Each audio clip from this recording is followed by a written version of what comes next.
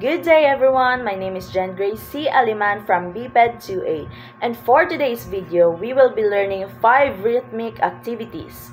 I will be using a metronome and I set it on 80 BPM. So let's start. Rhythmic activity number 1. 1, 2, 3, 4.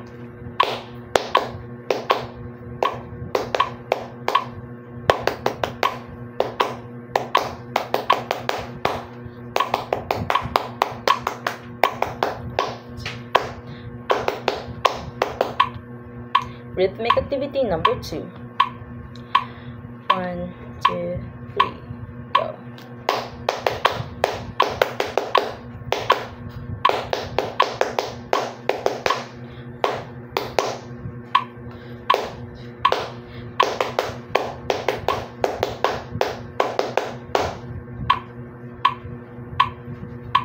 Rhythmic activity number 3. 1, 2, 3, go.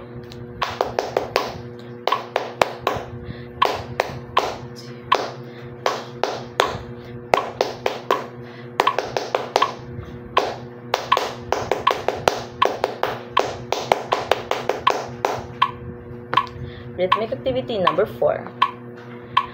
1, 2, 3.